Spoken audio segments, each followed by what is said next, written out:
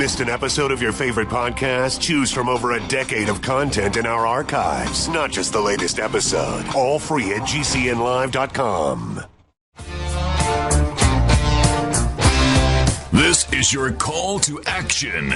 Get prepared, America. Economy, survival, energy, disasters. This is USAPrepares.com.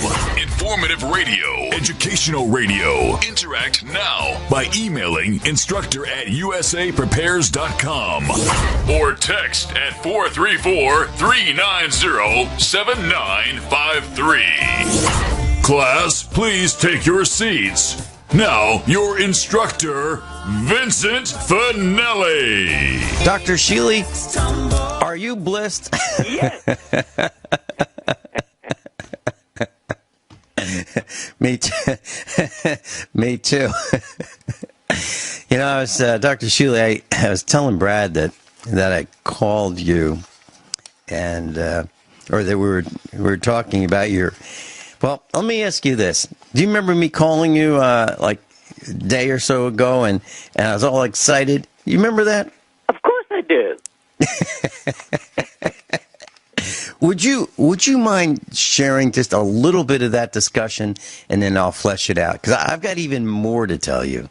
Well, Vince had been, let's just say, not feeling well. He's had this chronic problem with the lungs for over a year, and he put himself in front of the Sapphire Enhanced Scalar device, and, for some time, I don't remember how long, but at any rate, he felt so good, he's out standing on a ladder, doing all kinds of things. That's the gist of the discussion. Yeah. So class, I've had this chronic lung problem, and I've had every kind of test you could possibly think of, and I was very, very, very slowly getting better. I mean, very slowly. And I decided a few days ago that I would put this adrenomedulin Sapphire Enhanced Scalar Energy device right up against my chest for 3 minutes. And I noticed something immediately. I was sitting on a bench, and it was powered up, and I was holding it by the corners. And I noticed that I was able to sit perfectly still, not sway forward or backward, not lose my balance in any way, shape, or form with my eyes closed. Absolutely motionless, still. I thought, this is really interesting, almost like I was in a trance. I looked over at the digital clock with the red display that we've had for darn close to 30 years. And, I looked at it and I decided I would do this for 3 minutes. So I closed my eyes, and 3 minutes later, I can tell when 3 minutes is, and I opened my eyes, and it's about 3 minutes. And before that, I had this cough. I couldn't stop it.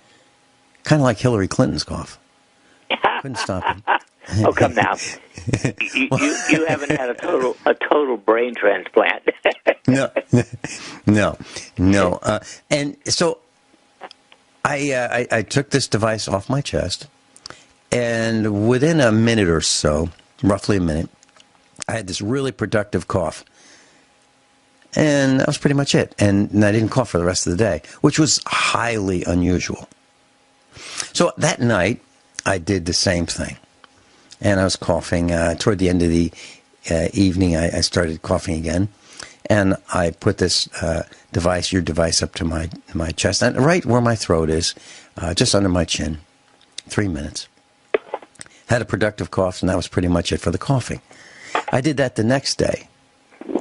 I found myself, running around the farm, doing things that, I'm still 65, okay? And that hasn't changed.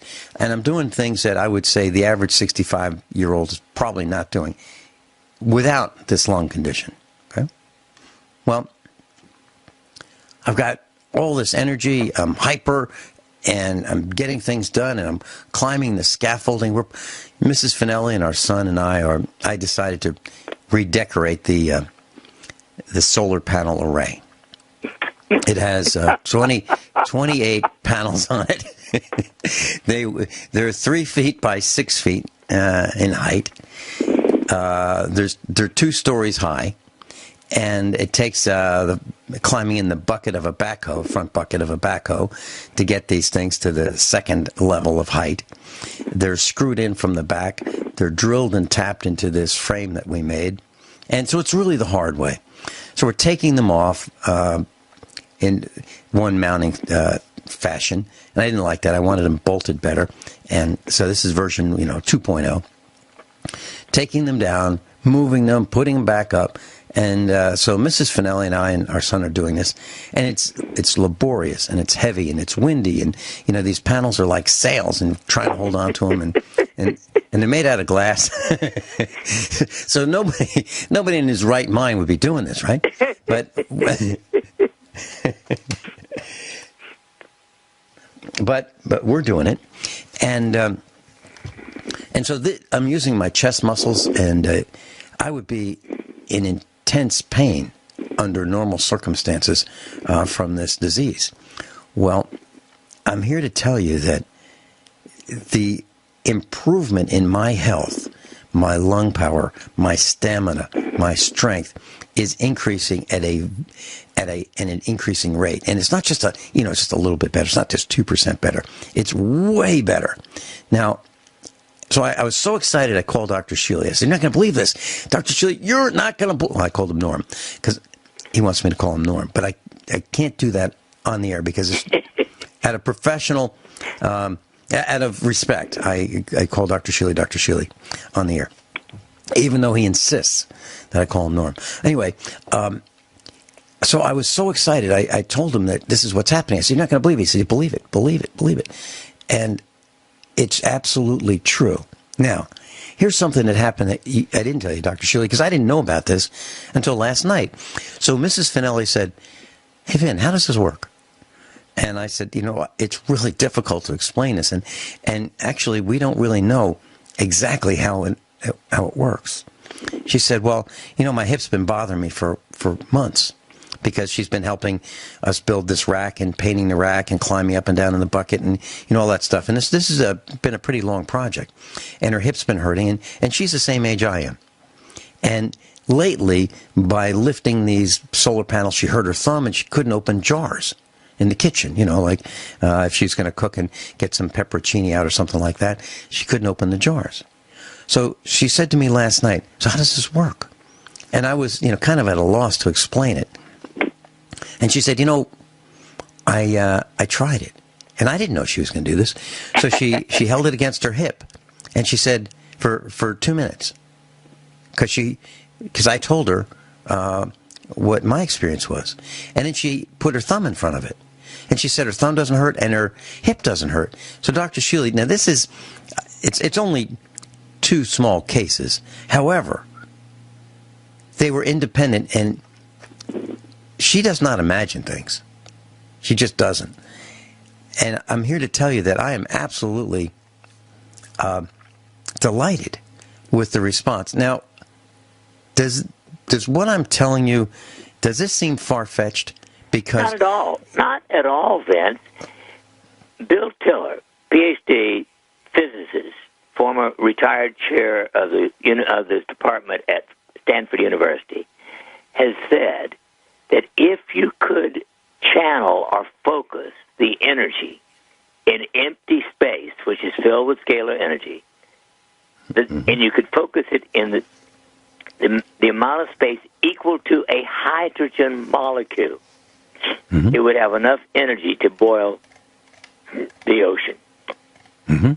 So what we've done is not only focus the scalar energy, but amplify it by enhancing it with crushed sapphire crystal. Crushed sapphire is a much, much stronger piezoelectric material than quartz.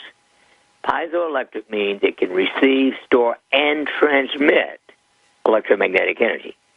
Now, to summarize, our experience with scalar, and the reason I call it adrenoscalar, is our first experiment was to look at its effect upon the single greatest chemical lifelong monitor of your stress level. Adrenomedullin in young people is quite low, below 10. Gradually throughout life, it goes up and up and up. I did an experiment with 28 people. Everyone was essentially over 100. One woman went up over 500 in her baseline of adrenomedullin. For 4 weeks, they spent 9 hours a week, 3 hours usually at a time, in the scalar room.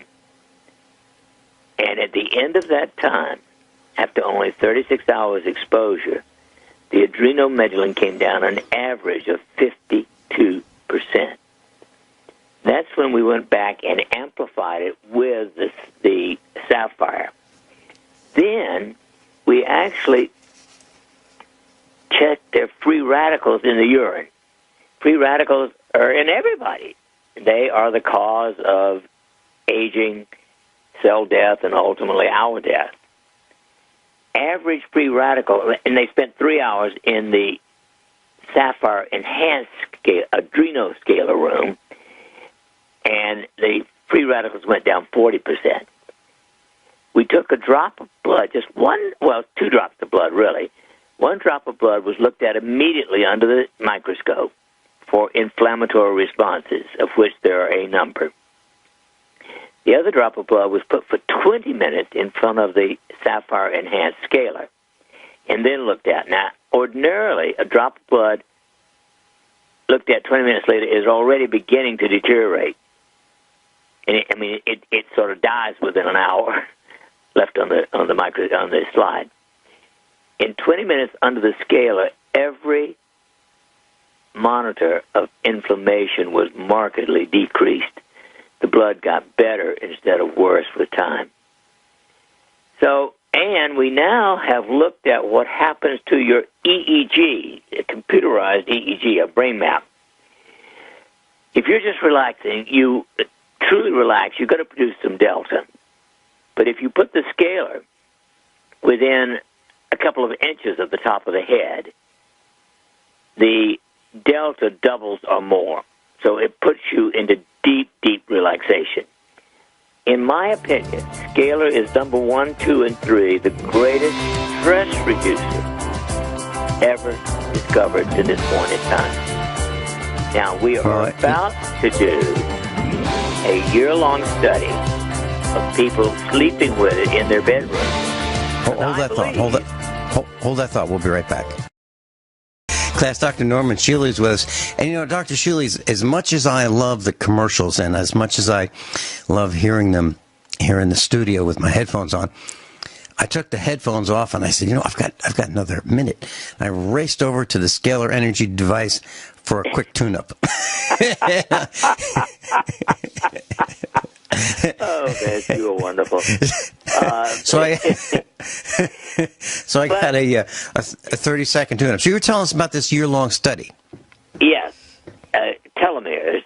We've already demonstrated that if you'd use 3 of the bliss oils, fire, earth, and crystal, but you have to use them every day, only a minute and a half, but you still have to use them. Yes. It will regenerate your telomeres 3.5% in having them usual as if you've got good health habits, shrink 1%. But using the scalar just in your bedroom, I believe, so you just go to bed and your whole body and both, the whole bedroom is filled with it. I believe it will regenerate your telomeres. Now, it takes a year long to do this. So, when you and Sandy are willing to come in to the office Monday, Tuesday, or Wednesday, the blood has to be drawn on one of those days. I will pay for the test, send them off to the lab, and give you the new adrenoscalar device, and then a year later we'll redraw the blood. I believe that both of you will have further regeneration of your telomeres. Well, if what I'm experiencing now is any indication, I absolutely positively agree. Now, my only concern is I believe I have felt a dramatic improvement, in like 2 weeks. Oh, I believe it. It just, but to get your total body stem cells actually to reproduce takes a year. Okay, because I was just concerned that maybe I might have messed up the the test. Anything. Look, I believe we could start at any point and still see the benefit. In other words, like from my telomeres have increased 3.5% a year for 10 years. So they're 35 years younger than when I started. Well, let me ask you this, Dr. Shealy. I have noticed in our neck of the woods that there are a lot of people who are having respiratory difficulties. Yes. Now, is this based on what my experience is with this device? Now, I want to make sure that our class understands it. I'm not ignoring vitamins, minerals, supplements, and eating well and good behavior. So I'm doing all that. In addition to this device we're talking about, Dr. Shealy, is this something that would, in your opinion, at this point, would benefit those who maybe have COPD? I don't. I've never been a smoker, so I don't have that problem. I just had a colonizing bacteria problem, and like chronic pneumonia. It's like never-ending pneumonia, which is like no fun as well. But I don't know without trying it, Vince, but I believe it would. Now again, yours is a short term, relatively speaking, compared to COPD. So your response is likely to be faster. So I think it might take longer with someone with COPD. But in my opinion, I haven't found anything in the last 80 years that comes close to the benefits of this particular device in overall biochemical stress reduction. I was thinking about, there was a television character, his name is Mr. T. He's a big black guy, and he liked wearing lots of gold chains around his neck. And, I was thinking, gosh, this must be heavy. Well, this is, and I was trying to think, what would this be like? Okay, because I've heard people say, in terms of supplements, boy, it tastes terrible. I'm not going to do it because it tastes terrible. Okay, that's a problem for some people, not for me. But what would be what could you say would be the negative to doing this? And I was thinking, okay, so Mr. T wears these chains around his neck. That sounds like it'd be, a nuisance to me. Well, we're not talking about wearing this around your neck, but if you did, it'd be less than that. So we're talking about the equivalent of having a picture frame on the nightstand, roughly 8.5 by 11, plugging it in with a little wall transformer. That's it. That's the whole job right there. Then your next assignment is to sleep in that room. And that'd be your bedroom anyway. So it's like nothing to this, Dr. Shealy. This is like a 1-minute installation, and the rest is benefit, benefit, benefit, benefit. Am I misstating this at all? No, I think you're just summarizing what I've found. Yeah, we'll be right back, class. Dr. Norman Shealy is with us. NormShealy.com. NormShealy.com. Dr. Norman Shealy is a medical doctor, PhD times 3, author of way over 30 books, a national speaker. He's been on the radio over a couple decades, and Surgeon of the Year.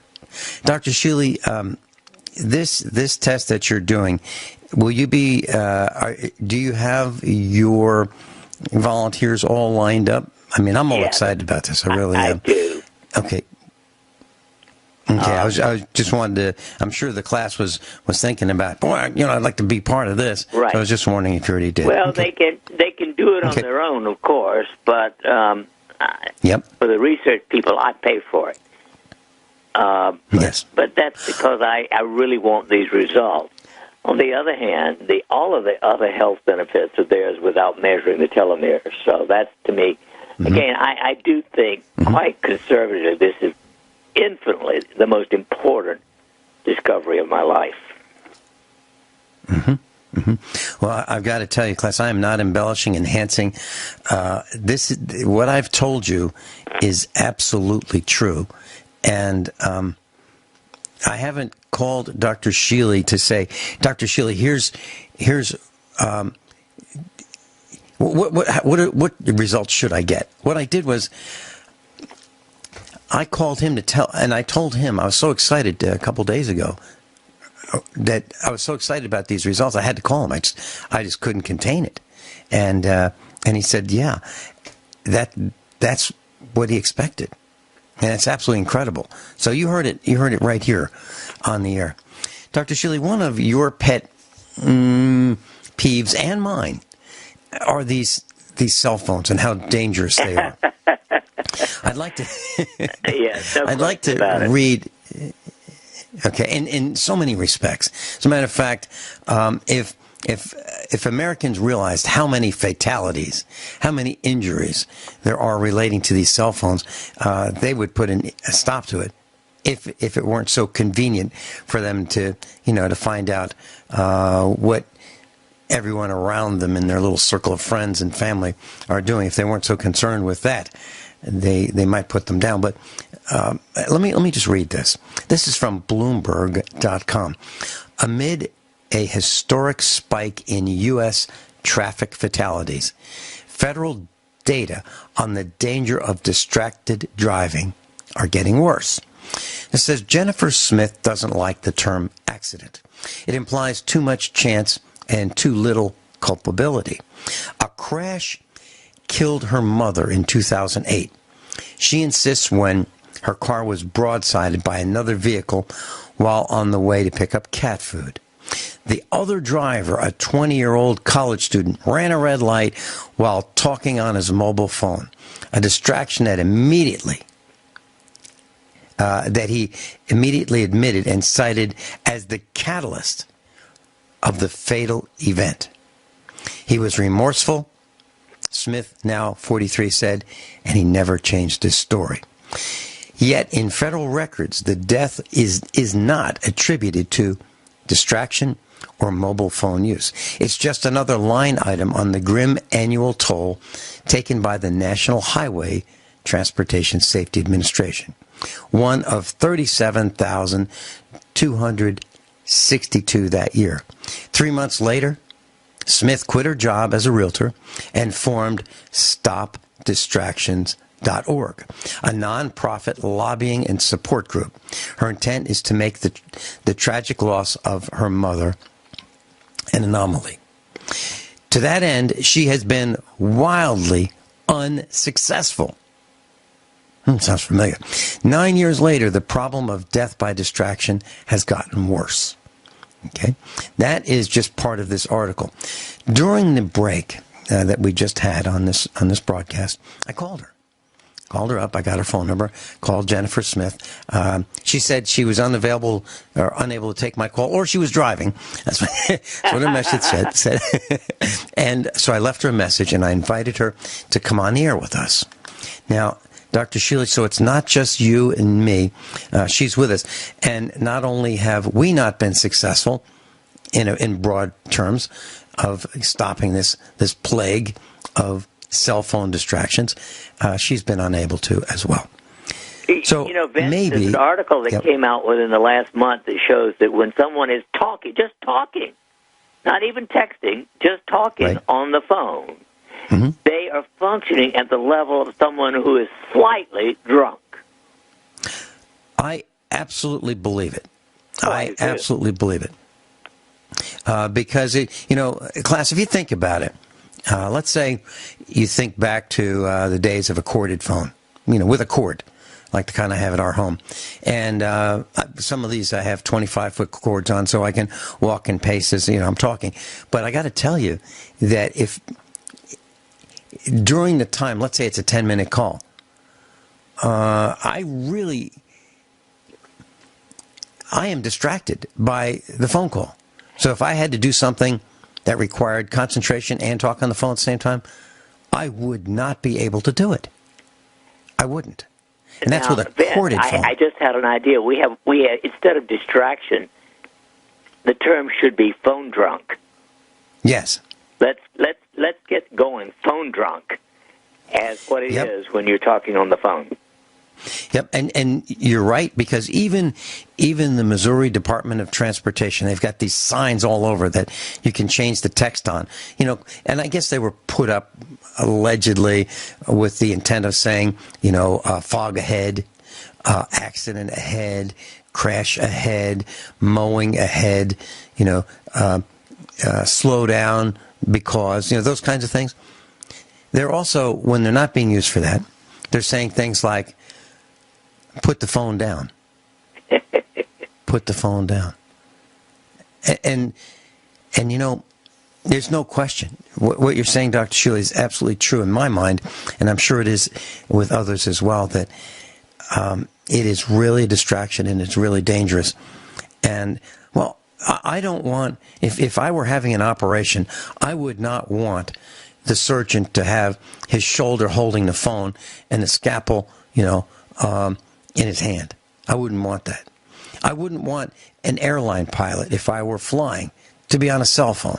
I wouldn't want a bus driver if I had children on a bus going back and forth to a school or to an event. I wouldn't want that driver on the phone. So I don't want kicked off the bus forever with one episode. Absolutely. And yesterday the term came up, let the punishment fit the crime. And that's something we're not doing. We're not, we're letting people get away with crimes and too little punishment. But I think if someone were distracted and injures someone, I think there ought to be hell to pay. Absolute hell to pay. And if enough hell were paid, other people would say, boy, there's a lot of hell to be paid for driving with a cell phone. I better not do it because, that person was in prison for 5 years or on the road gang for 5 years or whatever it was. And it destroyed their life being stupid, checking messages like, how you doing? I don't know how you doing. I don't know. What are you doing? 2 days ago, I hear on the farm, one of the ag students who is working, with Joe to run the farm, was driving the Gator up and down our curvy drive, talking and I think texting even on his phone. I consider that total. That is moral, ethical irresponsibility. Now, class, let's just tell you what a Gator is. On the farms, there's a lot of things that need to be done that involve hauling something heavy. And a Gator is a John Deere manufactured. It can be a 4-wheeler or it can be a 6-wheeler. And some of them have a tilt bed. So if you're putting fence posts in there or bags of feed, that weigh 50 pounds apiece, and you want to bring them out a quarter of a mile across the field to where the cows are, or you want to bring them mineral supplements or salt licks that weigh 50 pounds apiece, things that are heavy and that you need to bring far. That's what a Gator's for. And some of them have bench seats. Some of them have, 2 bucket seats. But it's a all-purpose vehicle. It's kind of like a small truck, okay, that can get around the farm really well. That's what a Gator is. Now, they have different brands, but Gator is the John Deere model. And you're absolutely right, Dr. Shealy, because those things can probably go 30 miles an hour. You can, really haul in them, move quickly. And you're right. I would, if that person were under my employ, it would have been over right then and there. Because how much is a Gator? $6, $7, $8, $9, $10,000. A used one is $6,000. So I wouldn't want somebody handling my equipment on my farm, risking his or her life, and potentially damaging the equipment and causing damage to the farm and animals. I wouldn't allow it. I want, Dr. Shealy is a little bit off track, but when I was teaching high school computer science, I had my students sign an agreement with me. I would provide the instruction, and they would provide certain things. And one of the things that I had as a line item on this multi-line item contract that they and their parents signed was that they would give 100% attention 100% of the time. And I would not allow anything less than them paying full attention to everything that they were doing. Now, this young man that you're talking about was not doing that, was not paying full attention. No way he could be. He was multitasking. Fortunately, nobody came around the curve as he maneuvered it, but they could have. Well, I've been on your farm road many times, and it's curvy, and it's gravel. If that's the road you're talking about, I'm actually talking about our drive from the road up to the house. Even it's curvy. Yes. Is that what you're talking about? Your driveway? Yeah. Yeah. Well, not only that, Dr. Shealy, it's only 1.5 cars wide. Yeah. So if two cars are coming in opposite directions, one of them's going to have to move over, or actually both of them are going to have to move over, or it's going to be a collision. No question about it. And our farm road is no different. It's the same. It's curvy, it's gravel, and it's narrow. We'll be right back.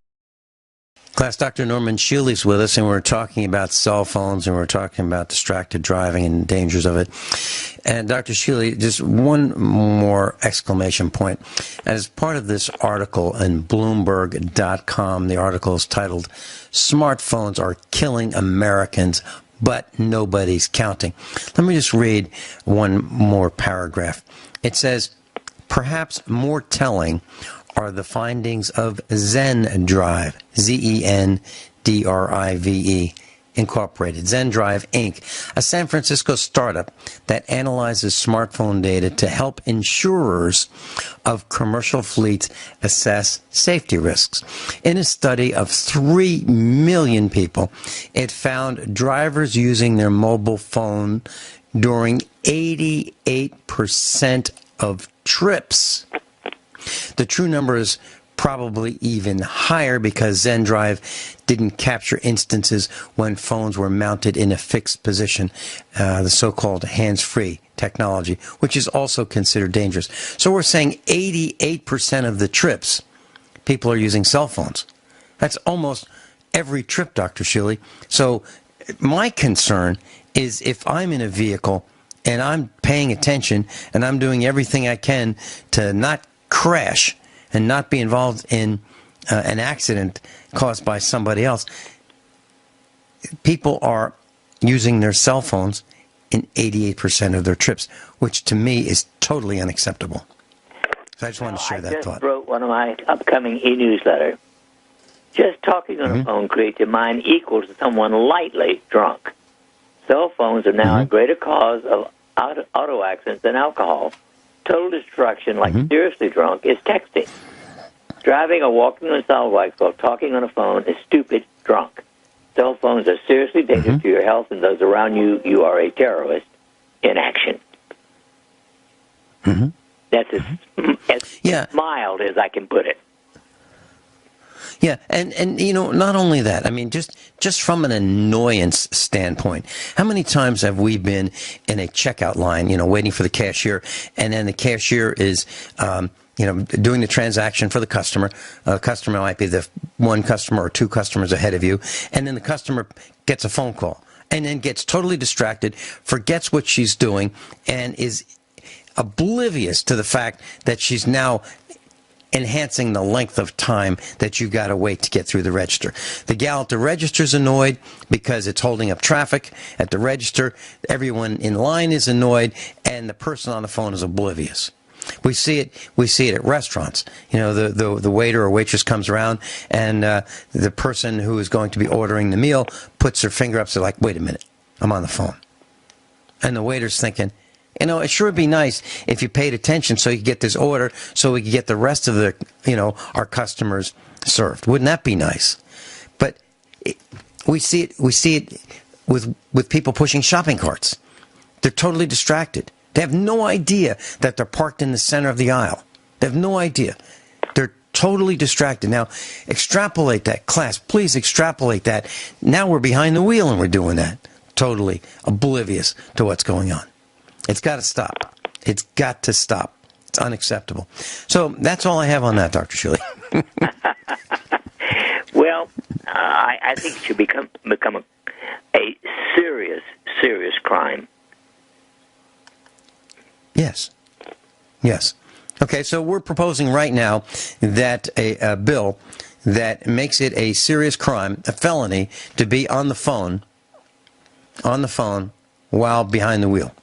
Now, not necessarily while you're moving behind the wheel, because there are people who are at traffic lights who are also on their cell phones. They think it's a perfect time. This is safe. We can, get on the cell phone and start talking now because we're not moving. But what they don't realize is that they may not be paying attention, and they could be involved in an accident that they could avoid by getting out of the way. The ambulance may be coming, the police car may be coming. A lot of things could be happening that they're oblivious to because they're on a cell phone. Dr. Shealy, so now that many of us in class have had our stroke from this discussion, can we talk about recovering from a stroke? What do we do if we have a stroke? Dr. Norman Shealy, and I'll be right back after the break. Everyone all set? Cocked, locked. Hour number 2 of USA Prepares. Dr. Norman Shealy's with us. We were talking about scalar energy during hour number 1, and I just had time during the commercial announcements and top of the hour news to climb on the scaffold, take some measurements for the solar panel, get a quick tune-up. Get a quick tune-up, and and I'm back. I got to tell you, Dr. Shealy, Vince, I'm looking. You have given me an idea for my next invention. What's that? I'm going to make a small one of these. Maybe, let's say 6 by 6 inches at the most. Run by a battery. That could be used for local pain. Okay. Well, I just took out the ruler. Okay. Now, Dr. Shealy, if you made that size of a cell phone, it would fit in. Well, I know, but that size, okay? I'm thinking 3 inches by maybe 4.5. That would fit in. Enough? Excuse me? You think that would be big enough? Well, I think that would be the ideal size, so that guys could, carry it with them, either in kind of a leather type holster that's large enough to carry a cell phone. That's why I came up with that size. Cell phone size. Well, our bosom buddy, I'm going to invite Lou to start working on it. I think he just heard it.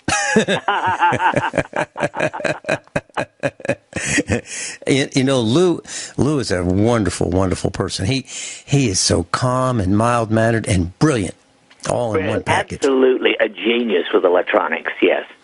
And kind. Oh, yeah. Kind. All of the above. Yeah. And class, Lou Cassidy is the gentleman we're talking about, USA Prepares instructor. He's been to our Get Prepared Expos, and just a great guy all around. Stroke recovery, Dr. Shealy. So can we start with what is a stroke for those who may not know? It sounds like a kind of a strange term for such a serious event. Well, a stroke actually can be many, many, many different things. It is the loss of function of any brain activity. So it can be losing your speech, losing your consciousness, losing your ability to move your arm or leg or face, or just numbness in one of those areas coming on suddenly. So in general, when a diagnosis of a stroke occurs, it is most of the time one in which the person becomes unconscious. But it could be just, quote, just the paralysis of any part of the body. And it can be caused by any number of things, from spasm in a blood vessel that's called a transient ischemic attack, by a blood clot taking place in any size artery in the brain, or by a rupturing of a artery in the brain, or by pressure on the brain from an abscess or a tumor. So there are many, many causes of the sudden onset of, the loss of function of any part of the brain.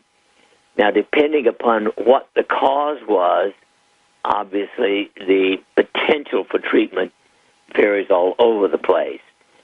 As with everything else, the single most important thing is prevention.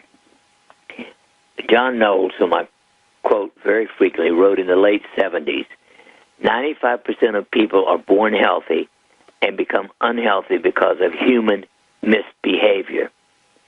And the human misbehavior he was talking about is rampant. It's worse today than it was in the 70s. At the top of my list right this moment would be talking on a cell phone while you're doing anything. But it's your habits, your eating, your exercise, your sleep. All of these things are important misbehavior if you do the wrong one. Now remember, only 2.7% of Americans have the basic essential health habits. So that means that 97.3% of people are stupid. They are humanly misbehaving. And they're misbehaving and leading themselves to every known disease when they are smoking, in any kind of, I don't care if it's one a day or a pack a day, that is a human misbehavior that leads to stroke, heart attack, cancer, disease, lung disease especially. Number two, 70% of Americans are just plain stinking overweight. 35% of them plain old stinking fat. That is a human misbehavior. Number three, the average American consumes 2.2 servings of fruits and vegetables. That's a human misbehavior. You need a minimum of 5 or 6. And next, only 10% of Americans get 30 minutes of exercise 5 days a week. That means that 90% have a human misbehavior. So any one of those or combination of those can be part of or the precipitating factor for a stroke, heart disease, cancer, or diabetes.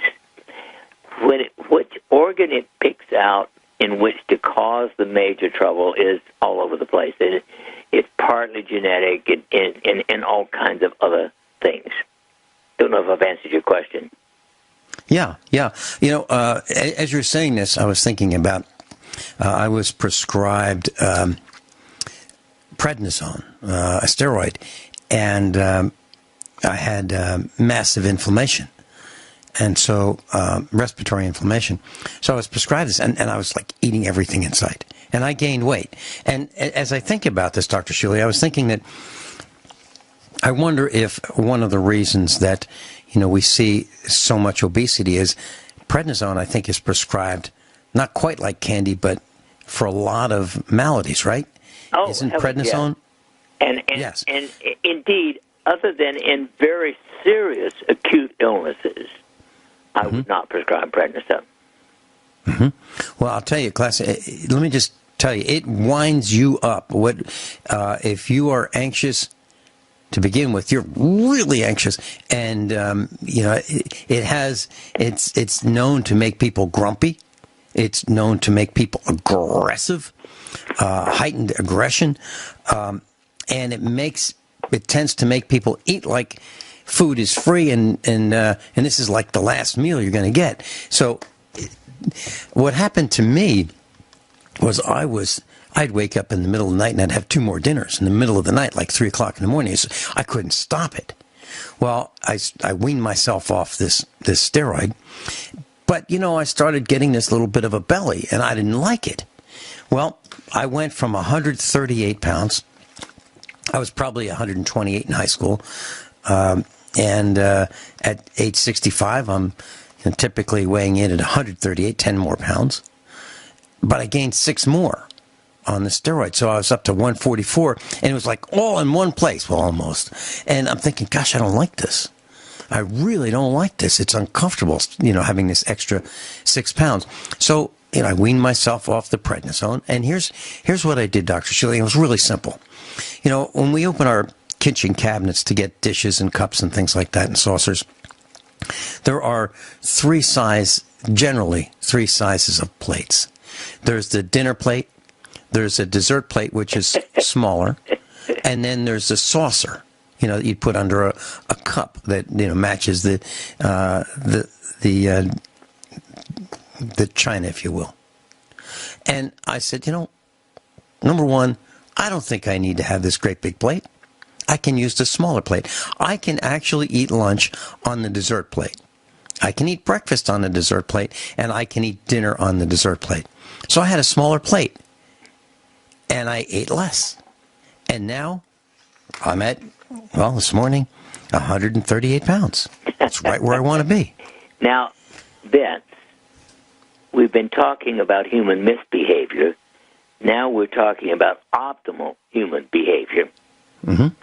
Yeah. I mean, if you know what you are doing wrong, all you got to do is make a change in habit.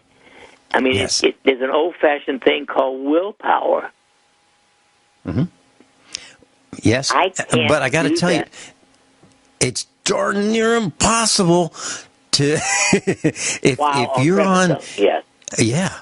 It's hard to go past food. It's impossible, okay? And so what I'm saying is I think that there are some individuals who probably can't help it because of the craving. I mean, it's nonstop. And what happens is, you're pushing more and more body into the same area, and everything's getting tighter. It's getting harder to breathe. It's getting harder to move. Carrying more weight around. It's not a good thing. So I guess what I'm saying is, I decided I didn't like it. I didn't like it when it was happening, and I really tried to eat less and less and less. And finally, I was able to do that, but it was difficult because it was a chemical dependency. And it wasn't psychological. It was a chemical dependency. But when I weaned myself off it, which I determined I was going to do that. And, my doctor said, you don't have to do that. Yeah, I do. Yeah, I do. And I will. As a matter of fact, I'm, going to get off everything. Everything that I'm on, I'm getting off it. And I was able to reduce my weight. And now I'm running around like I was before. Well, not quite. Almost full speed. Well, and I like it. At age 12, I did get a little pudgy to me. I don't know. It probably wasn't more than 5 pounds. But I suddenly realized I had, let's say, 5 pounds excess weight. And I made a decision. I would starve before I would be overweight. And I didn't have to starve. I just cut back. And I'm sure that within a month I had lost the 5 pounds. And so, okay, and Dr. Shealy, what I'm hearing is it's as simple as that. Telling yourself you're going to do it. Just like telling yourself when your steering wheel is turning toward the Golden Arches and you seat up ahead and your car wants to go there. And you say, no, I'm not going to let that happen. I'm going to overcome the steering wheel trying to turn right into that parking lot. I'm not doing it. Fire the car. Yeah, there you go. Class, Dr. Norm Shealy is with us, and if you'd like to get his free newsletter, normshealy.com. Just go to the website, his website, normshealy.com, normshealy.com.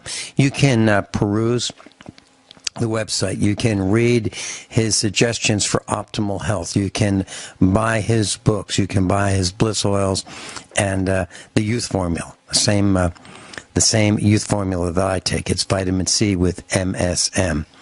I take it daily, actually multiple times a day, under Dr. Shealy's direction. Dr. Shealy, is there any reason why a person should not take your vitamin C with MSM, your youth formula? Did I lose Dr. Shealy?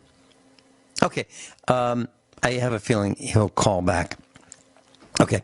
Class, so keep this in mind. You can go to Dr. Shealy's website, normshealy.com, and I can't think of a reason why it wouldn't be good to take the same vitamin C formula that I take, and it's called Youth Formula, Dr. Norm Shealy's Youth Formula. And I wanted to mention that on Friday, coming up in just a couple days, at 4 o'clock, right here on GCN, I've been invited by Dr. Bill Deagle to be his instructor. So Vinny's going to be on the hot seat on Friday, this Friday, with Dr. Bill Deagle. And what are we going to talk about? Well, we're going to talk about what happens when the power fails. and I'm going to give some real-life experiences and suggestions, because I know what happens. The first thing that we do is we look for, if it's dark out, we look where are the matches? Where are the matches? Where do we put them? Okay, where are the candles? Can't remember where the candles are. Well, can't see to get over there because it's dark, right? And then we look for the kerosene lamp, and we look for. So that's the first thing we do: get lights back on so we can see what we're doing. That's what happens when the power goes out. So I'm going to talk about just a really simple, very inexpensive way of overcoming all of that without matches. I mean, you can certainly have matches if you want, and without candles and without flashlight to get lighting back on at the flip of a switch. A really simple way to do it. And do I know it works? Yeah, I do. Why? Because I built one of these in our house, and it's been running for years. Brad, did you say Norm's back? Yeah, Great. They've cut off 3 times, Ben. Wow. Okay, but so I'm back. maybe we're going to be discussing something that maybe they know we're going to talk about. So anyway, on Friday, the dumb phone industry. So on Friday, class, I'll be Dr. Bill Deagle's guest, and we'll be talking about preparedness and LED lighting. A very simple way that you can install it. And I've tried some things that they say don't work. I'm here to tell you, I know they work. I know they're safe. And the least expensive way you can do it. And so when the power goes out, you just flip the switch, and you are in business. It's as simple as that. And we'll tell you how to do it on Friday. We'll be talking probably about generators as well. And, things to think about with generators, like how much fuel do they use and how much do you need, and the maintenance and the costs and on and on and on. And I've got a better solution for many of you, which is absolutely silent. It makes no noise at all. And it will do some of the same things. So if you are interested in that, that's Friday at 4 p.m. Central Time on Dr. Bill Deagle's show. And I will be his guest.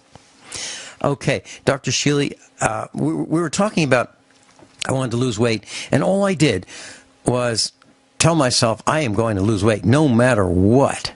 Okay, and I reduced the size of the plate. I just went from using a standard size plate that you might use for lunch or dinner or breakfast, and went to the next smaller plate. We had them. I didn't have to buy anything, and here I am, painless, and I lost weight, and I feel so much better.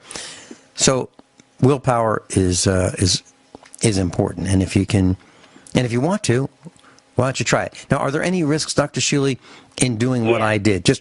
Okay. If you eat the average American diet, no matter how little you eat, is still junk. Well, I don't do that. Yeah. Of course not. But I want to point that out to people. Right. I don't.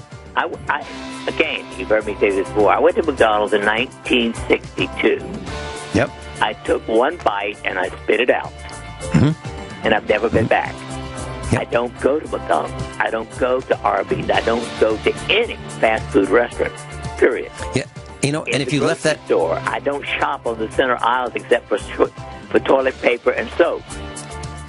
We'll be right back. Dr. Shealy, Bob in Michigan is with us. Bob is an entrepreneur, and he's calling in with some questions for you. Welcome, Bob. Hi. You were talking about factors causing stroke.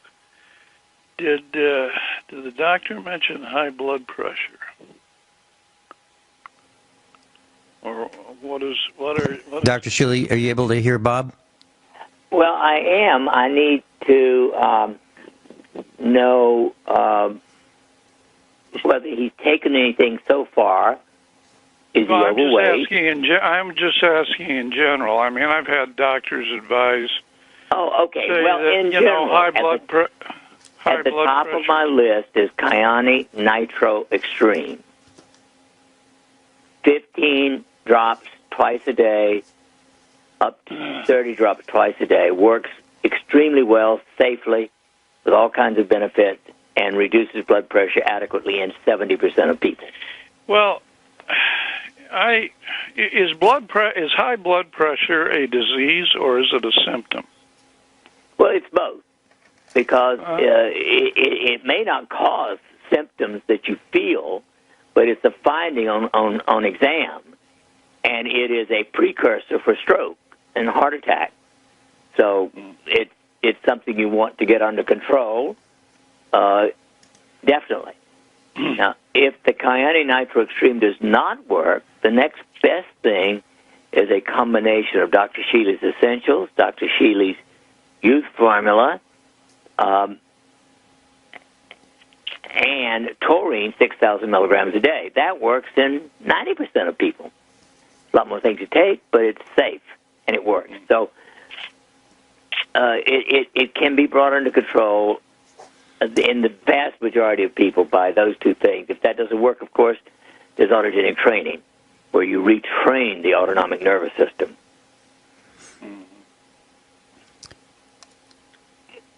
Bob, you bring up something. You bring up something I think is very important, and I'm glad you asked it the way you did about blood pressure. Is it the symptom or is a sign of something underlying? Because yeah, look, I believe our body was designed by a creator that built in certain safeguards. It's a self-healing mechanism. Mm-hmm. Now, when your blood pressure goes up, I believe that that's something that's been designed into our body for a reason. So there's a reason your blood pressure has gone up. I don't believe it happens out of just, And it's called stress. Rather than just lowering the pressure, I think it's better to try and find what the underlying cause has caused your body to raise its pressure to compensate. It's kind of like, if you were trying to get a certain amount of water in a pipe and the pipe got clogged up, you'd have to turn the pressure up. But if you just lower the pressure, you're not going to get the same amount of blood, water or blood flow. So maybe let me ask this. Could cause. Bob, let me ask this question. I think this might be something that's on your mind. Yeah. Dr. Shealy, inflammation. Now, what I've noticed is I've had inflammation in two places in my body. One where I had some surgery where I coughed out part of my intestines, and the other in my lungs. Now, when I got that under control, my blood pressure came down. Now, it seems to me that there was a relationship between the inflammation and high blood pressure. And when the inflammation went down, blood pressure went down. I think that's where Bob is going, that kind of a relationship. Well, is that it, Bob? Yeah, exactly. 100% of illness is some kind of excess stress. There are scores of causes of excess stress. All kinds of chemicals, all kinds of physical things that can do it, and all kinds of emotional things, anger, guilt, anxiety, depression. So any combination of one or more of those can cause not only high blood pressure, but essentially every known disease. And inflammation is just an irritation in a specific area that is caused by excess stress. What is the doctor's opinion on chelation therapy? I think it is wonderful, and I think everybody should consider it instead of the most stupid, ridiculous procedure in history, which is coronary bypass. Yeah. Dr. Shealy, is a Myers cocktail a regimen that is used for removing toxins from the body? Well, in a Myers cocktail, you add something called EDTA, and that becomes chelation, and that is the one that's used for chelation. And it does reverse coronary artery disease. Mm-hmm. Is that something that I've had, Dr. Shealy? No, you've not had that. Okay. You do that only when you're certain that the primary thing you're treating is atherosclerosis, particularly of the heart. Okay. Bob, I think your questions are really valid, and I think and pointed, and I'm with you, and I appreciate it. Is there anything else you'd like to ask Dr. Shealy? No, I guess not at this time. Well, I could talk about eczema. Well, please do. Please do. That's again, it's an inflammation where the immune system has gotten out of control. Well, yeah, let me tell you my story. I can remember when I was extremely young, probably maybe even preschool. All of a sudden, my fingers all swelled up, and they were full of pus and inflammation just suddenly. And that was a major problem. I had to soak it. I had the doctors back then. I had to soak it in some kind of a purple solution that would turn my hands brown. And that went on for quite a while. The fingers would swell up, and there was pus, and it was miserable. But it's actually just become eczema on my hands. And I've always wondered if there was some kind of connection with maybe a childhood vaccine I had way back there in the 50s. Well, we'll never be able to tell out what happened that many years ago. Right. But something toxic happened that your immune system reacted to, and it's been part of it ever since. In my experience, that's the situation where you want to be sure to take adequate vitamin C, at least 2,000 milligrams a day, 1,000 milligrams of MSM, methylsulfonylmethane, 20 or 30 milligrams of astaxanthin, 100 milligrams of tocotrienol, and at least 50 milligrams of B-complex. That will reset the immune system in most people. Okay. Bob, if you go to Dr. Shealy's website, yes, you'll see some of the products that he's talking about. Kyani, Kyani, you can get them right there from him, and Nitro Extreme you can get from him, and the tocotrienols you can get too, and they're in capsules that you can take 3 a day. Is that what you're recommending, Dr. Shealy? Yeah. At night, in the evening? Okay. And one of the... Fortunately, as I've gotten older, it's not so bad anymore. But anyhow, it's like I say. I always wondered if I had possibly a vaccine back then, which would have been, like I say, way back in the 50s. We got a bunch of them. We all lined up at school, and bam, bam, bam. It's like they had a machine gun ready for us, literally. Yeah. Dr. Shealy, Bob's bringing up a couple points, and they dovetail with some of my questions. Bob, please stay with us if you don't mind. Oh. Dr. Shealy and I got cut off during the broadcast today, and I wanted to ask the question about his formula called Youth Formula. Now, it's vitamin C and MSM, which he just recommended for you. Yeah. Dr. Shealy, and you recommended 2 grams or 2,000 milligrams per day. And I take this. Actually, I take more than that. I take either 2,000 milligrams 3 times a day or 3,000 milligrams twice a day. And most of your people will youth formula. tolerate that very well, and that is, if you need immune strengthening, you can go on up as long as your intestines tolerate it. Some people could go as high as 10,000 total. Somewhere between 5 and 10,000, some people will get gastrointestinal or colonic or some kind of irritation. But up to 5,000, almost everybody will tolerate. Okay, so Bob, consider that. And if you want to go to Dr. Shealy's website, it's normshealy.com, and you can order the same thing that I take. Now, Dr. Shealy, in addition to enhancing my immune system, I, according to your recommendation, following your recommendation of many, many times on this broadcast, I went to the supermarket and I bought Greek yogurt, but plain Greek yogurt in a 16-ounce container, and it's in the refrigerator, and I will take a clean spoon and take this container out of the refrigerator, get 1 heaping tablespoon, and eat that many times a day. And then, just dip once. I don't double dip dip once, and that is a serving for me. I do that many times a day to help build up my immune system because I was on antibiotics, which I think destroyed my immune system. Is that something that you'd recommend to Bob as well as others who want to fight off? I would say at least 90% of people will benefit from that kind of probiotic. I do think that over-the-counter as a food, plain Greek yogurt is the best of the probiotics. And so I make my own homemade kefir. And so I drink about a gallon a week of homemade kefir, which is the other one that has good probiotics in it. Bob, if you want to hold the line, I've got a couple other questions, and I'm sure you do too, and I think this will kind of round out what you're thinking and want to know. Is that something you can do? Can you stick with us? Yeah. Yep. Okay.